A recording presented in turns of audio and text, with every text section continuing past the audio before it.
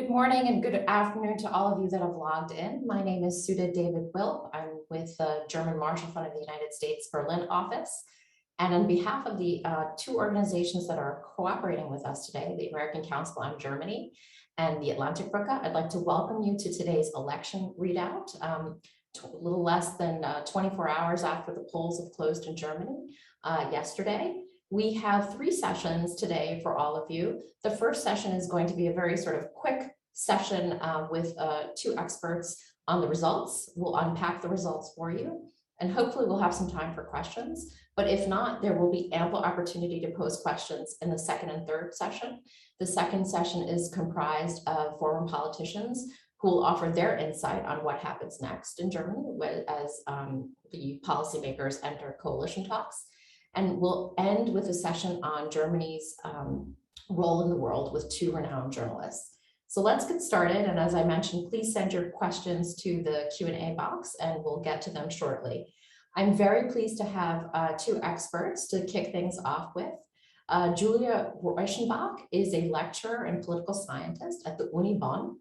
She's joined today by Janina Mütze, who is the CEO and founder of Civey.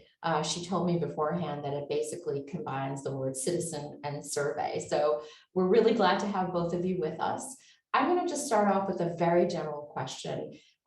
This election has been very, very fluid. Lots of movement over the summer. At one point, different parties were leading the pack.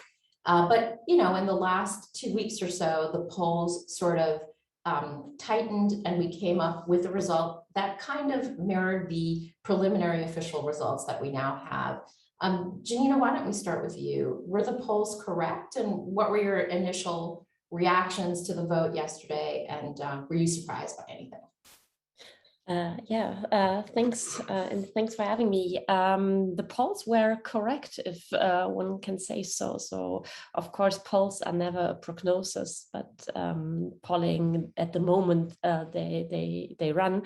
But all the polls that were published in the last week actually saw the result more or less that that came out early this morning. So I wasn't surprised by the result. But I have been surprised quite often during the campaign this year, because there was a lot of fluctuation in this year. We had three chancellor candidates from the Greens, from the Conservative Party, and from the Social Democrats, and all of them have been ahead at any moment, like at one moment during the last month. And we haven't seen that in Germany beforehand. And there was a lot of fluctuation in the polls, and there was a lot of movement. And so in the result now, I wasn't surprised. During the campaign, yes, I was. And Julia, what do you think? I mean, were you surprised with the results? And you know, is this situation with just a less than a 2 percentage point lead right now with the SPD something that's unprecedented, or has this happened before in Germany? Yes, thank you also for having me here. And no, I wasn't surprised, like Janina told. The poll ratings last week were very next to the results, and I was a little bit surprised from something. If we have a look at the parties, especially at the CDU, that it was really maybe a little bit shocking, because they lost in main topics so many percent in economics, in international relations or international politics, and that were the main topics of this party for so many years. And I think this is really a bad situation, and a situation the party has to talk about and to think about. It's not only the candidate, it's not only Armin Laschet and his problems in the campaign. Janina told the campaigns were all a little bit crazy, each part. And I think what you said, no, it's not so it's not only 2021. We got in history also other situations, 2002, 2005, when the big catch-all parties, and this time were next to each other. 1 year, the SPD was also with 3 mandates in position 1. So it's not so surprising this year. Much more surprising for me is the situation that Olaf Scholz got this movement, this one moment in time, a little bit dramatic, coming from 14% in July this year and going to 25 now. So this is really a movement, and that was maybe a little bit incredible, I think. Janina, I really like the theme song that you just coined for the Scholz campaign. We'll have to let Rolf Brinkert know about it. Maybe he can use it in his next commercial. But Janina, let's get back to, I'm sorry, Yulia, but Janina, can we get back to voter sentiments? I mean, Yulia mentioned the different topics that used to be sort of under the purview of the CDU, but voters in this election cycle really thought that climate was very important. Income inequality is perhaps another one, just sort of the future of the German economy. These are things that voters were thinking about. International issues, not so much, more kitchen table issues as well as migration, although, so that straddles both. But what were the voter sentiments? Were they then confirmed at the polls yesterday? Were there movements in the voters' choices? And I mean, I guess, could you say that this was a win for the center in Germany?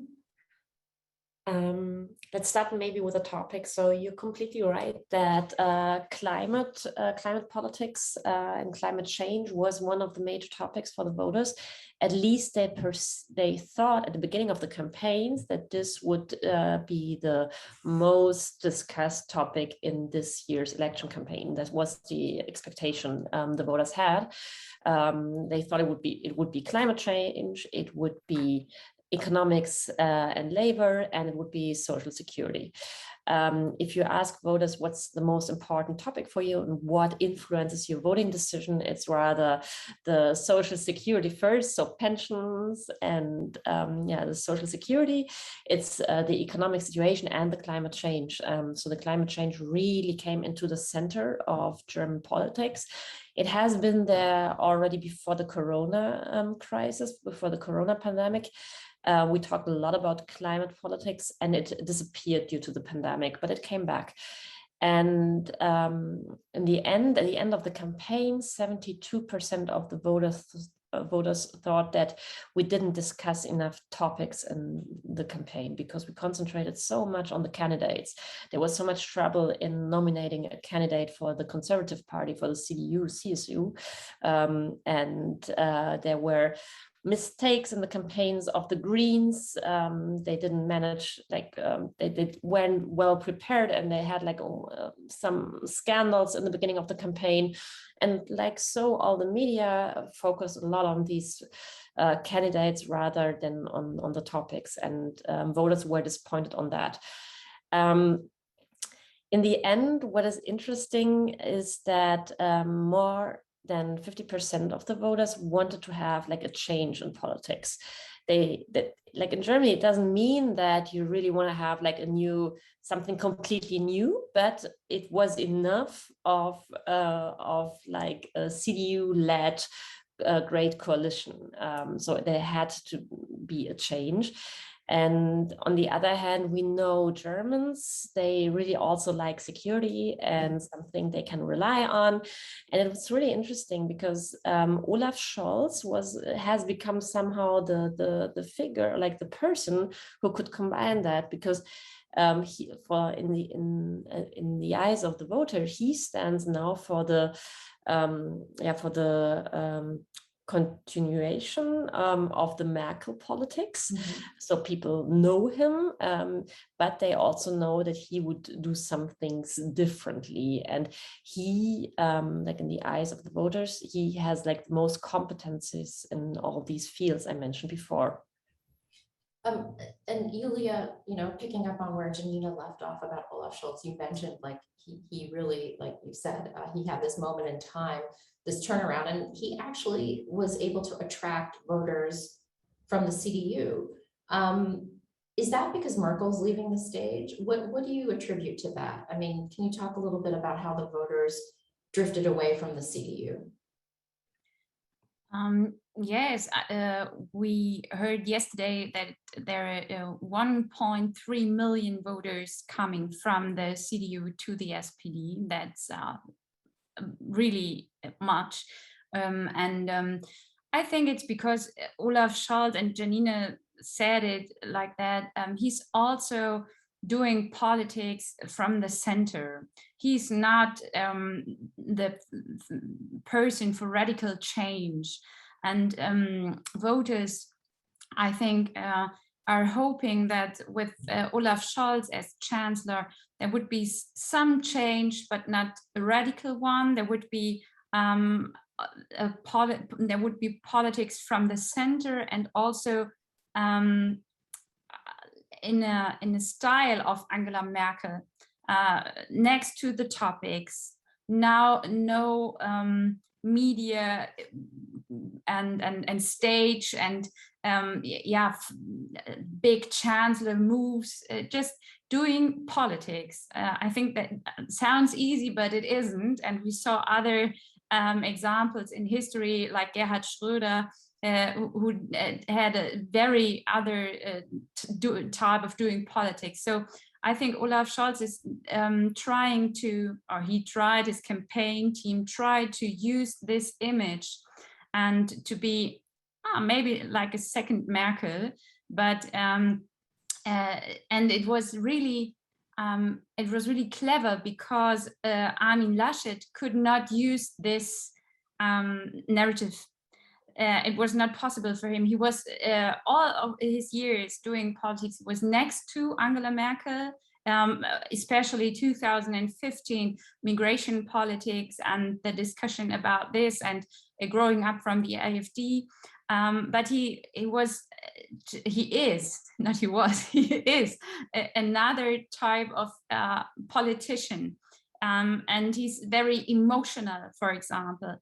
And sometimes I think maybe Janina thinks this also. He was in this campaign. He was like, "Oh, okay, I'm a chancellor candidate. Yes, okay, I'm here, and what can we talk about?" And it was not so professional. And Olaf Scholz was so straight in doing his job and doing his campaign, and that's what Germans like. So I think he was very clever, and the SPD was also very clever to, I think, if we remember this, to sign in Olaf Scholz as candidate 12 months before. He was a candidate when all the other parties were not even thinking about this election, and he was a candidate starting with 14%. And so it was a very long way for the SPD, but it was very clever to really have a plan for this election, because it was this one moment.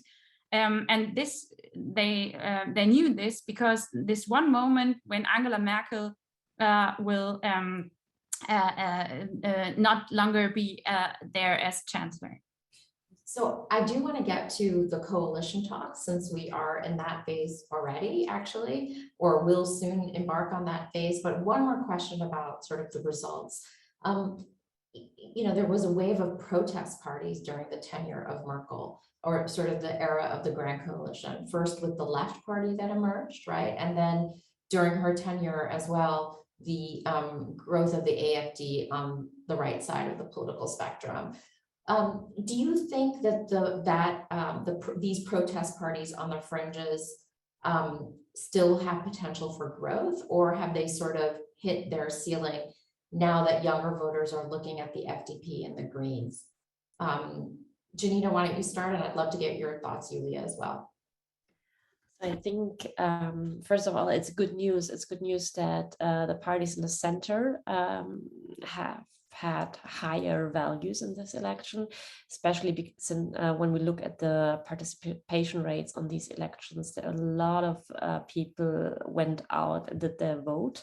There's actually a very good sign, because at the beginning of this year, we were constantly asking, like, how does Corona change the voting behavior? Do people actually go and do their vote? And yes, they did. So that's a good sign.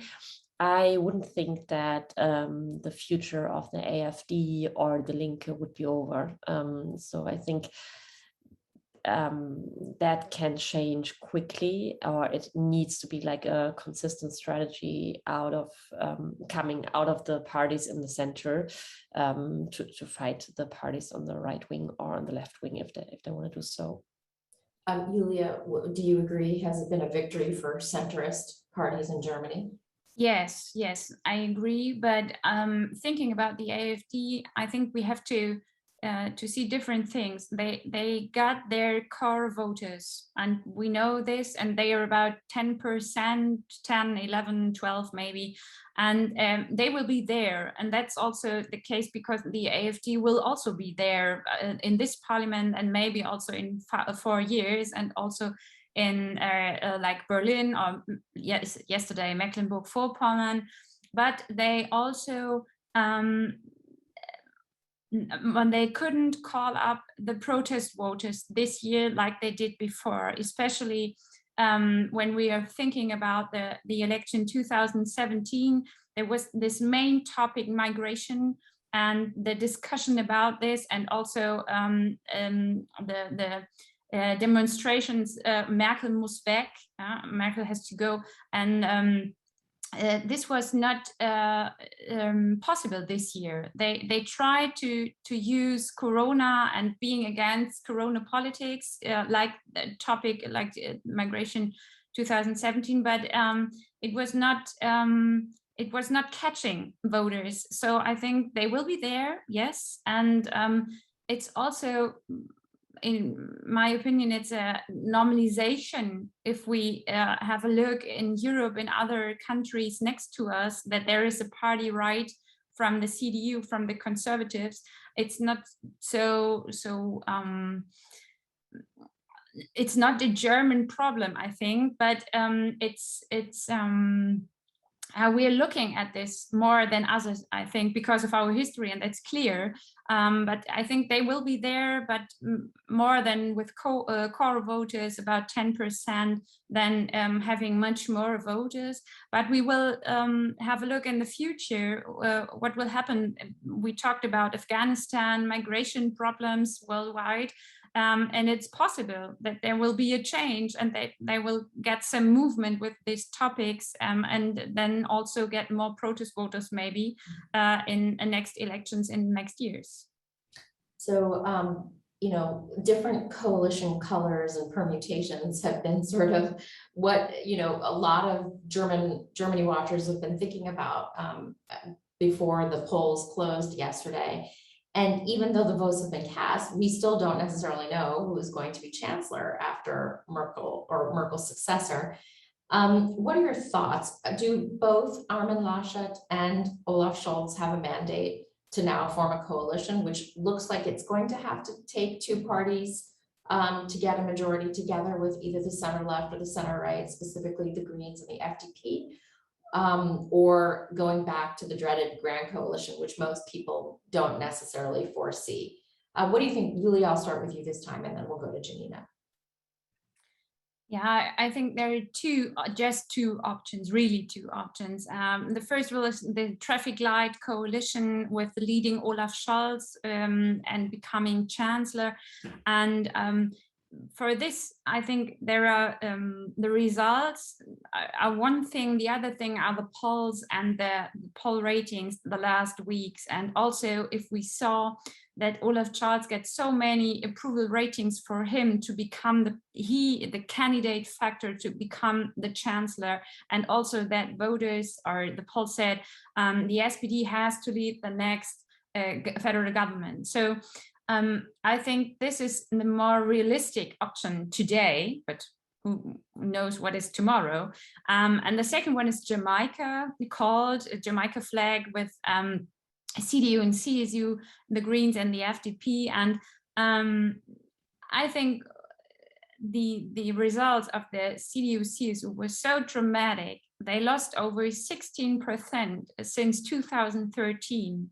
So it's such a range that it's really, I can't understand at the moment if there is any chance and any thinking with the Greens and the FDP to make Armin Laschet or to become Armin Laschet the next chancellor because of this results. I think it's really, I will not say unbelievable, but I'm really crazy or thinking about if this is would really happen. So I think the traffic light coalition is the more realistic one, and also time plays against Armin Laschet, because they will have a constitution, they will have an inauguration now the next days, and in between the 30 days also the parliament, and they will talk about, okay, who will do which job. And Armin Laschet would stay there and say, oh, nobody does any job because I have to wait and I have to see what will happen. And if Olaf Scholz did all these discussions in 3 or 4 months, maybe then it's my moment. And I think the party will not do this with him. I think it's possible that this situation would split the party really, or split Armin Laschet and his party. And for this you could not have any interests. Actually, Janina, why don't I take that question and add a little bit more from what a viewer is asking? I mean, Armin Laschet has not thrown in the towel, although it could be that the ship has already sailed. But really, at the end of the day, it now seems like there's been a power shift, and it's really the two smaller parties, the Greens and the FDP, that are in the driver's seat and need to hash things out. And then they can decide who should perhaps give them the best deal for what they both want. But do you think the FDP and the Greens will be able to bridge their differences when it comes to, transforming to a green economy and fiscal policy and budget policy? As a citizen, that's my biggest wish, that they manage, and I think it's a very smart decision to say, like last time it didn't work out because we pitched from both sides to CDU. CDU said no to both sides, and then the FDP, the Liberals, said, okay, we're gonna stop. We don't do any coalition with you two parties. I think it's very smart to do it the other way around, and also to in order to have like a good power in negotiations. I think the Liberals and the Greens, there is an umbrella that they share together. Both parties look for progress in terms of digitization, in terms of change in society. Education, for example. There is big differences when it comes to pensions, for example, and of course the approach of the Liberals is always different than the approach from the Greens when it comes to which role should the state play. But from what I read, and that's really like an answer I give as a citizen and not as a pollster, is that both parties really want to take this serious and want to do some change, and take also the mandate of the voters serious, because that's what I said before. Voters want to have a change in the way that things go ahead, that we don't as they don't want us to stand still. And also we did first polls after the election yesterday, and people are actually in favor of the traffic light. And in keeping that in mind, Janina, quick follow-up from somebody. So would it be disingenuous then for the Greens and the FDP to then go to Armin Laschet and see if they can get a better deal with him? I mean, it's everything is now possible, I would say. So, I mean, in the end, no one can say, even the CDU and the SPD could go into a coalition. If they just say we want to stay in power, they could do that. It's not the favorite position, the favorite coalition for the Germans, but it is technically it's possible. And I think it's now really a power play between the parties. And that is also something that makes it so interesting to follow now, because Armin Laschet is apparently good in having negotiations. This is how he got the job as a chancellor candidate. The entire party, like a huge share of his own party was against him because they saw the approval rates. And even so in society, he hasn't had the best approval rates at all. And it didn't make sense in the beginning of the year to nominate him. It was party politics that made him win, but also his ability to just stay there and stay until he wins. So maybe that's what we can see once more. I don't know. It's going to be interesting to follow. And just one quick question actually to Julia. A viewer would like to know a little bit more about your take on the AfD and its performance in, I guess, in Thuringia and Sachsen. Is it concerning that they came in first? And also, since it was a federal election, but there were also state elections in Berlin and also in Mecklenburg-Vorpommern, was the SPD successful also because people thought down ballot? Did they ride on the coattails of Olaf Scholz, or were the candidates popular themselves in those states? Sorry, you have the last sentence was away from me.